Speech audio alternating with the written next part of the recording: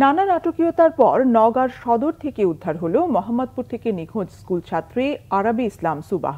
বিষয়টি প্রেম ঘটিত দাবি করে পুলিশ বলছে নিখোঁজ নয়, প্রেমিকের সঙ্গে পালিয়ে যায় সে। তারা বলছেন তাদের প্রেমের বিষয়টি দুই পরিবারের আগে থেকেই জানা ছিল। এই ধরনের ঘটনা রোধে বাবা মাকে আরো সচেতন হওয়ার পরামর্শ আইন শৃঙ্খলা রক্ষাকারী বাহিনীর, জানাচ্ছেন ওবায়দুল্লাহ মামুন। গত রবিবার রাজধানীর আদাবরে টোকিও স্কয়ার মার্কেটের সামনে থেকে প্রেমিকের হাত ধরে এভাবেই চলে যায় স্কুল শিক্ষার্থী আরাবী ইসলাম সুবাহ। ঘটনার পর সোমবার আদাবর থানায় তার বাবা একটি সাধারণ ডায়েরি করেন। নিখোঁজের বিষয়টি গণমাধ্যম আর সামাজিক যোগাযোগ মাধ্যমে ছড়িয়ে পড়ে।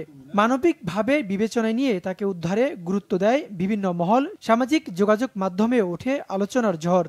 ঘটনার পর থেকে পুলিশ তথ্য প্রযুক্তির সহায়তায় মঙ্গলবার নওগাঁর সদরে সুবার অবস্থান নিশ্চিত করে। পরে পুলিশ জানায়, ঢাকা থেকে পালিয়ে তার প্রেমিক ২০ বছর বয়সী মুমিন হাসানের নওগাঁর বাসায় আছে সুবাহ। সেখান থেকে ভিডিও বার্তায় নিজের অবস্থান জানায় সুবাহ। আমি ভালো আছি, বলো, হাইসা লাভ নাই তো, বলো বলো বাবার সঙ্গে কথা হয়েছে না? সকালে কথা হয়েছে? তুমি বাবার কাছে যাবা না? বাবার কাছে যাবা না? বলো যাবো।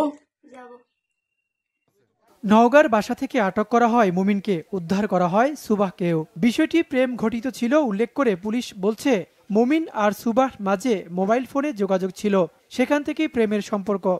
মোটামুটি নিশ্চিত এটা প্রেম ঘটিত বিষয়। জিডিতে মেয়ের বাবা নিজেই এখানে আসলে অ্যাড করেছে যে মেয়ে প্রেম ঘটিত বিষয় আছে, অনেকগুলো সিসিটিভি তাদের চ্যাটিং আছে বিভিন্ন সময়।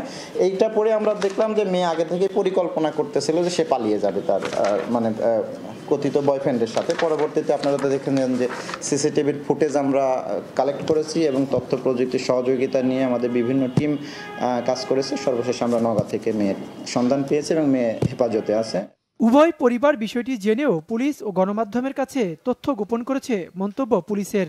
মানে আমাদের কাছে আসলে তথ্য হাইড করা হয়েছে, মানে আরো দুঃখের বিষয়। মানে আসলে পুলিশকে সহযোগিতা করা দরকার। আমরা আপনাদের কাছেও চাই, সাধারণ পাবলিকের কাছেও আমরা সহযোগিতা চাই। যেমন আমরা যেটা জেনেছি বা আমাদের কাছে যে প্রমাণ আছে যে মেয়ের পরিবারের পক্ষ থেকে বারবার ছেলের পরিবারকে বলা হয়েছে কোনোভাবেই যাতে মেয়েকে হস্তান্তর করা না হয় পুলিশের কাছে, এবং পুলিশকে যাতে কোনো তথ্য দেওয়া না হয়।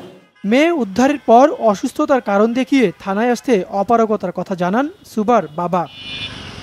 ওবায়দুল্লাহ মামুন, বাংলা ভিশন, ঢাকা।